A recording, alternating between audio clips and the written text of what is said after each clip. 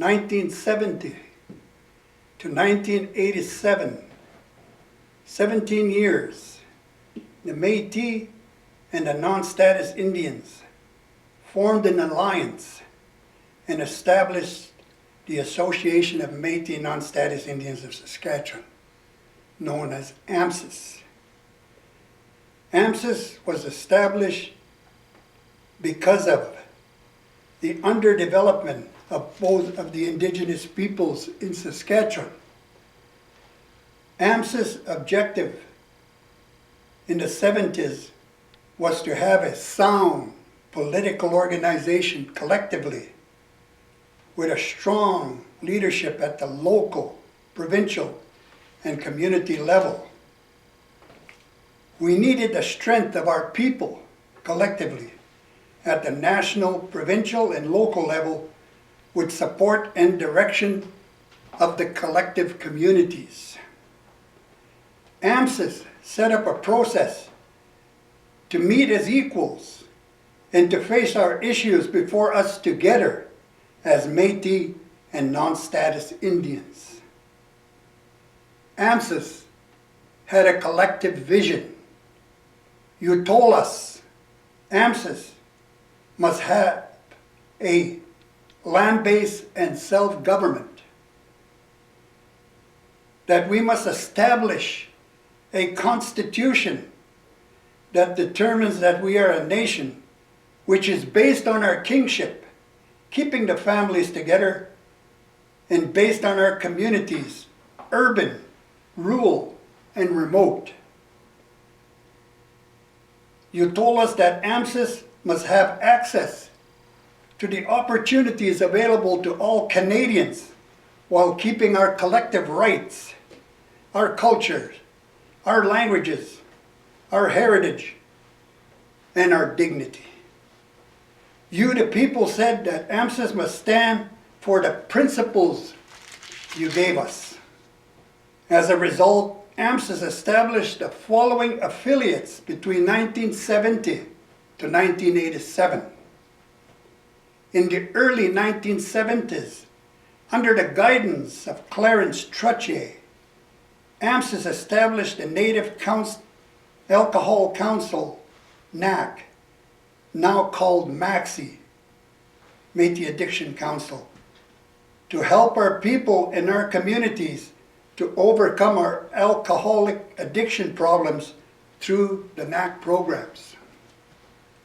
In the 1970s and 80s, AMNSIS developed the Provincial Métis Housing Corporation to deal with our housing shortages and services throughout the province of Saskatchewan. AMNSIS developed housing programs at the local and urban levels.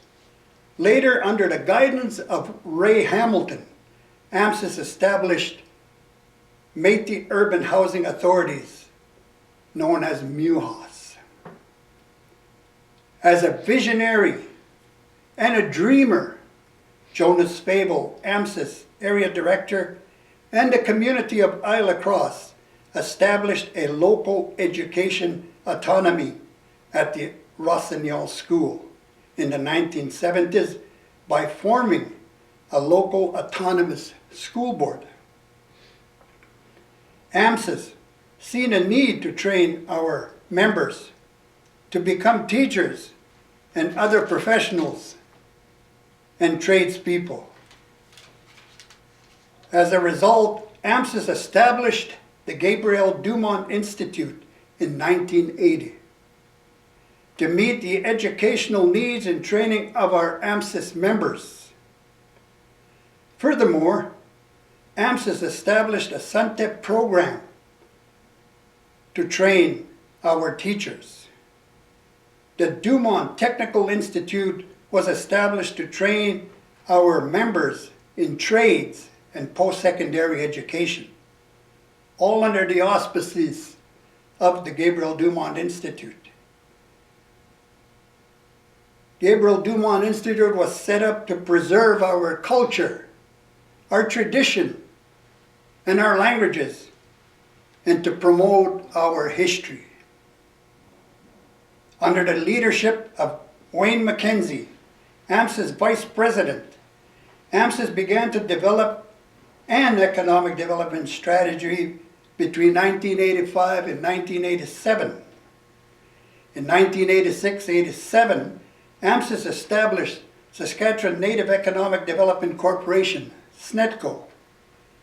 AMNSIS received a startup grant to set up our Economic Development Corporation.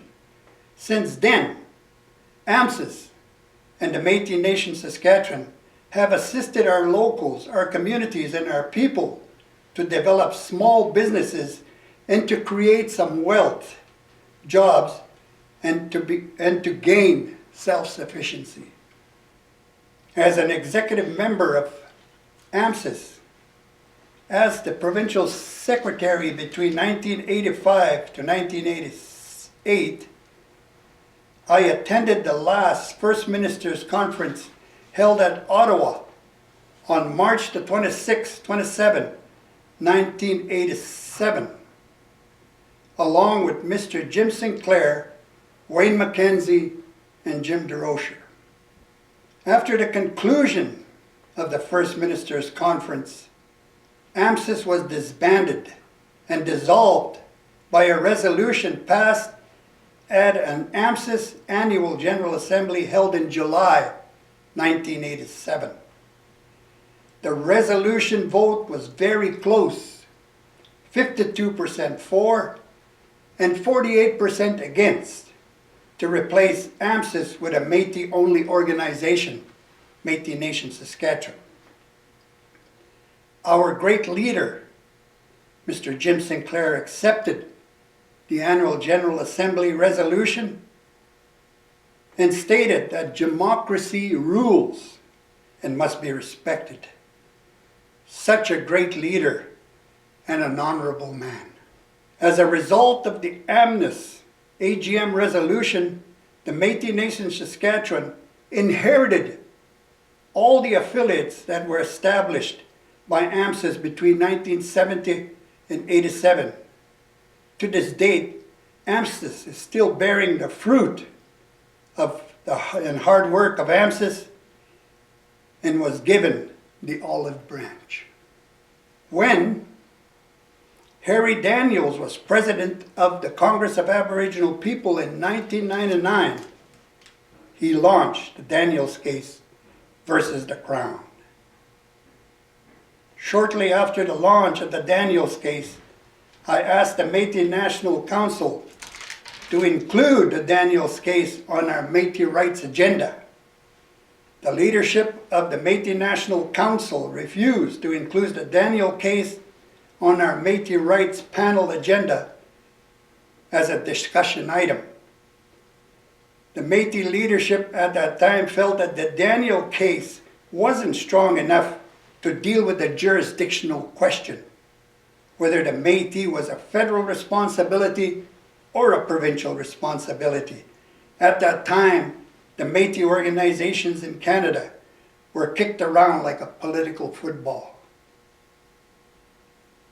However, later, around 2013, the MNC gained intervenor status on the Daniels case after it was appealed by the Crown.